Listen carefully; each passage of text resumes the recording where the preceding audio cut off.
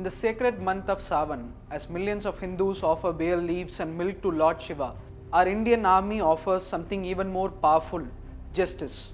Through Operation Mahadev and Operation Shiv Shakti, India is not just fighting terrorists, we are sending a civilizational message. These are not just counter-terror operations, they are dharmic declarations. This is India setting the narrative. For too long, enemies have attacked not just our people but our identity.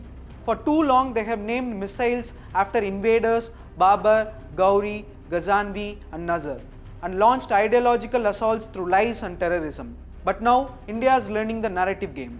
We retaliate with force and we name that force with pride: Mahadev, Shiv Shakti. This is a civilizational response.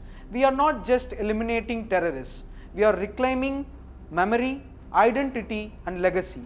And we are doing it in the holy month of Sawan, dedicated to Lord Shiva with the Trishul of our military might. Let's dive into this story. In the sacred month of Sawan, when Lord Shiva is worshipped as the destroyer of evil, our brave soldiers have become the very embodiment of his power.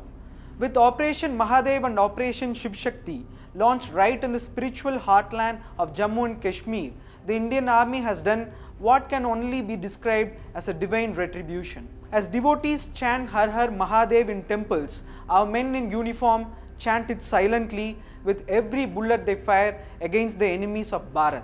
This is no coincidence. This is a civilizational response. This is India reclaiming its narrative.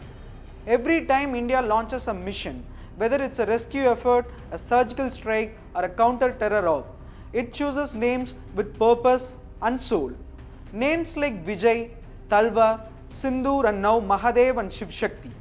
These are not just code names, they are statements.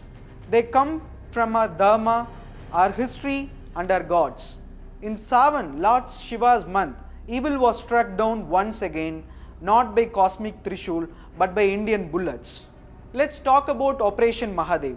On April 22, 2025, terrorists in Pahalgam carried out a massacre, killing 26 civilians after identifying them by religion.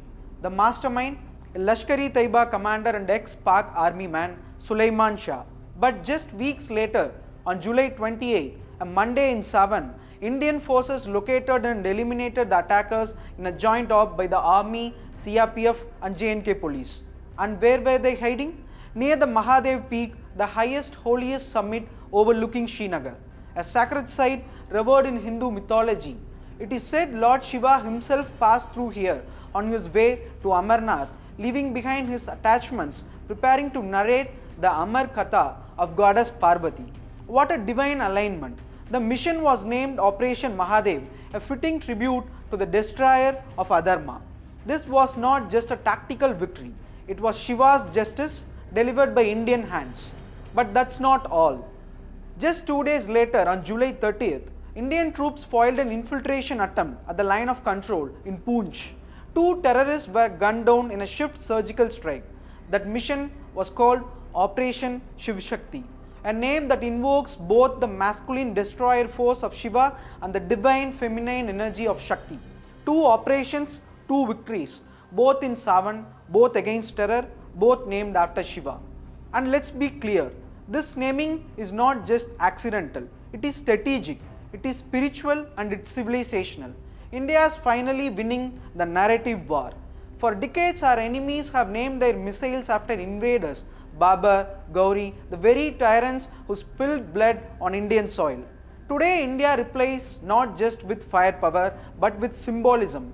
We don't name our missiles after tyrants, we name our operations after our gods. Mahadev, Shiv Shakti, Sindoor, Vijay. That's the India of 2025, and it's working. While global media tries to paint India as an aggressor, our operations tell the real story. We are protectors, we are responders, we are dharmic warriors. Even as Pakistan's army chief Asim Munir continues to spew venom accusing India without a shred of evidence of causing tensions in Kashmir, India does not waste time replaying in words. We respond with precision operations and divine symbolism. Remember, before the April 22 Pahalgam attack, where Hindus were targeted and slaughtered, Munir had made a speech calling Kashmir the jugular vein of Pakistan. And now, He cries foul because India struck back. That's rich. This is not just a security battle, it's a civilizational one, and India is responding not just militarily but also by setting the narrative straight. In Mahadev's month, we invoke his name. In Kashmir, where Shiva once walked, our army walks with his blessings. This is what new India looks like. Not just strong, not just assertive, but anchored in Sanatan Dharma and confident enough to name its operations after its deities. This is a message to the world. You attack our temples, we invoke our gods. You kill our people, we replay with Mahadev. You plant terror, we unleash Shiv Shakti. In a world of narrative warfare, name means everything. And finally, India is playing the game better than anyone else. We are not just protecting borders anymore. We are protecting our culture, our faith, and our future. So this Sawan, as you pour milk on the Shivlinga, know this: the Indian army is offering fire and steel to Mahadev, defending us, our Dharma, and our Bharat.